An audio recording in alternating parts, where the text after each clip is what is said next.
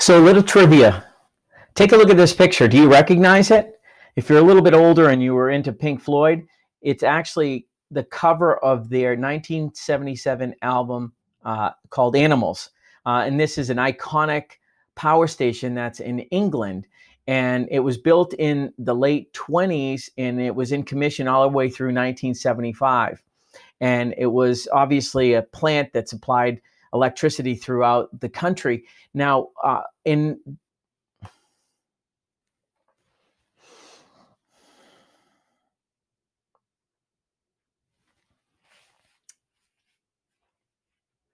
All right, little trivia to get us started. Take a look at this picture. Do you recognize it? If you do, you might be dating yourself. It's actually a picture of the Battersea Power Station in England, and it was built in the late 20s. It also is the picture that's on the 1977 Pink Floyd album cover Animals. Anyway, this plant was built in the late 20s to obviously supply electricity to England. And during the 40s, during World War II, they actually had to install covers to cover the smokestacks. And the reason for that was because the Germans would fly fighter planes over the country and do bombing. And they wanted to make sure that when they went dark, that these smokestacks weren't brightly glowing and the planes could easily identify the power station and bomb it. So they installed the covers so they could not do that. So fast forward, these covers remained on the smokestacks. And it wasn't until sometime in the 60s when a new plant manager came in and he was reviewing the line item of cost, and he noticed that they were paying about $100,000 per stack to clean the covers each and every year. And he says, well, why do we even have covers? And so he went to one of the older maintenance people in the plant and he asked him, he says, what's up with these covers? I don't see any reason for them. And why are we paying this much money? And he went on to tell that person that, well, they were installed for World War II and they really don't have any use now, but they kept them on there. So what can we learn from this story? Now, I know this pandemic may not be as it's different than World War II, of course, but just like World War II or major events that impact the entire world, they're really inflection points. And what we found during these major inflection points is it takes already existing trends and it accelerates them. For example, we saw people who maybe were super resistant to doing web meetings or using Zoom or things like that. Now we have grandparents who are now experts in it and they're meeting. So we also have people who would kind of shy away from doing any types of meetings, but you only had two choices: don't do the meeting or do the meeting during this entire lockdown. So that's just one example of how it's accelerated trends. And so as we think about our business, as we think about how we've done our business, it's easy for us to just think, okay, the lockdown's opening up. We're just going to go back and just do what we did. And you know what? That might be okay. This may also be a good time for us to step back and say, hey, do we have some covers on our smokestacks? What are we doing and how are we doing it just because we've always done it that way? How about our salons? They're in the same position. And as we evaluate and we have this inflection point in time, it may be a great time for all of us to slow down and just think about what we do, how we do it, and implement maybe some changes that could make things even better, where we can make more money, where we can have more fun, that we can partner with the right salons and spend our time doing the most productive activity. Now, this doesn't happen in the snap of a finger. It happens by making small changes and adjustments, but being aware of them, about being deliberate about them. And it's really a journey, right? It's being committed to making this journey and being open to potential blind spots and thinking about how can I do it even better. And so let me share with you a little bit about how I might be able to partner with you to help you on this journey as your business coach. So I've known Ward for about the last 20 years, and I've worked with him in various capacities. But one thing we have in common is we're passionate about helping business people be successful. Ward lives this every single day, and I know he inspires you and the people here at Bassett to do the same. You're passionate about this business. You're passionate about helping salon owners and stylists just be even better. I mean, you just, for whatever reason, this business is in your blood and you're stuck with it. And so you really want to embrace it. So when you look at the core of how our business runs is you are a business owner. And over the last 20 years, I've had the opportunity to be a business coach. So not only am I a business owner, so I have to eat my own cooking, but my business is looking for and partnering up with the right business owners to help them be even better, add value so they can accelerate and make the changes they need, or help them focus on the right activities that are going to help them be even more productive so they can actually make more income in less time and spend that extra time doing the things that really count to them. Maybe it's spending time with your family, and maybe it's just getting out to play golf more, maybe just go to the beach or go on nicer vacations. But at the end of the day, my role is really a business coach.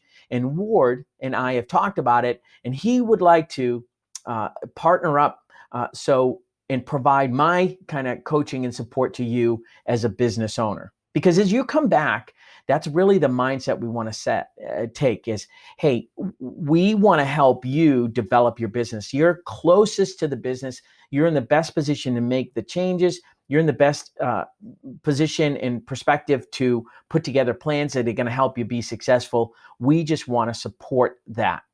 Now, as a business coach, what I help business owners do is focus on changing their perspective. Now, one thing, and I mentioned this down below, I'm not a beauty brand professional. So you will not come to me to talk about color treatments or how you might do certain, cutting techniques, or what's going on with the ingredients in maybe a hair color or a straightening treatment. I know enough to be dangerous, so I'm aware of the business because I've worked in the salon industry for the last 20 years, but I am not a brand professional. I'm a business coach, business professional. And what I do with business owners is I ask questions and I get them to think. Sometimes they're super obvious questions, but it's important to have someone who just takes you out of the day-to-day chaos and ask you these questions and say, think about that. Why is it you do that? And I help people just change their perspective a little bit. And sometimes the answers are obvious, and sometimes they take a little while. We got to marinate on things and sometimes experiment a little bit.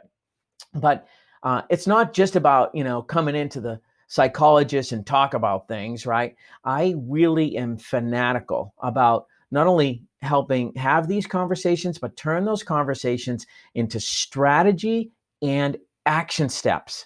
So based on what your new revelation or an insight or something that you've learned is, okay, what are you going to do this week? When can you do it, right? And I help business owners break that down into truly actionable next steps. So things they say, hey, I can do that. But because too often goals we set are daunting. Like, I want to do $2 million this year in salon sales, right? Well, that can be overwhelming, but I can help a salesperson like yourself slow down and think, well, you want to make 2 million, right? It starts with this next salon. Tell me a little bit about your plan for this next salon business visit, and what are you going to do to help them, be part of that $2 million, right? It starts with that one. We all know that, but sometimes it's just stepping out and thinking about it. And when we create strategies for one salon or one day of doing our route or one phone call, when we can impact one and have success, that leads to two, that leads to 3 and 4, and so on. So how have I found it works best working with business owners and business professionals is to get a cadence going and really kind of get into a routine. Think of it as like going to a gym and working with a personal trainer. We will offer weekly sales huddles. And if you want to commit to this, it's going to require you to commit to these weekly sales huddles. The calls will be anywhere from 30 to 45 minutes long. In fact, I'll shut the phone off at 45 minutes. Whatever's done is done, right? So you can be assured we're not going to be on calls all day long. And we are going to have a very clear desired outcome for those calls. And that desired outcome is we share some ideas and practical things going on, maybe challenges, but by the end of that call, we all commit to putting something into practice in the next 7 days before the next call. So it's going to provide you the opportunity to exchange ideas, get ideas from other salespeople. We might have some guest people on board from time to time, but I'll kind of be the leader coach of this, and I'll drive those conversations and keep us on track. But week to week, we'll just work on what we do, how we do it, how we can improve what we do. In addition to that, I'm going to challenge people is just to think about what's your weekly game plan. It's easy to go into the week and just kind of status quo, right? You probably don't even need to, your car could probably drive in grooves almost back on your old route. Now that more than likely is going to change, right? But what we want to help people do is build a discipline of slowing down and thinking about, hey, what's my plan this week? What's a couple of things on my mind and how can I knock it out of the park? And I'll work with you on these. And we're not looking for extensive things, but what we more so, you're the business owner. You can choose to do these well or not do them. But what we found is when people have a strategy going into the week and they're even more deliberate about what they're going to do, they're going to get better results. And so that's what I hope to do as a business coach if you choose to be part of this. And then initially, so we can get on track is we will do something we call daily temperature check. So this is going to where we just kind of send a quick note out to you and we'll say basically how's it going, something you can respond in about 60 to 120 seconds, but it's kind of that checkpoint. And we might do these for the first week or two, and then together we'll decide what's the best approach. So are you excited about coming back? Well, we would love to work with you and help you be even better at what you do, and to get your feedback and thoughts and get you thinking. Along with this video, there are some questions, and take as little or as much time as you want. I'm not asking it to be daunting, but if these questions get you thinking, and it's getting you excited about your business, then use them and spend some time on them. I'd love to hear your insights. I'd love to get your input and feedback. And if you don't have that much time, that's fine. Go through them and use them and give us your initial reactions. But that's all we ask. We'd love to know if you'd like to be part of this. And I can tell you that I will do everything I possibly can to help you be wildly successful and help you get off to a really fast start as we come out of this pandemic. I'm Bob Coakley, and I look forward to working with you to make 2020 fantastic.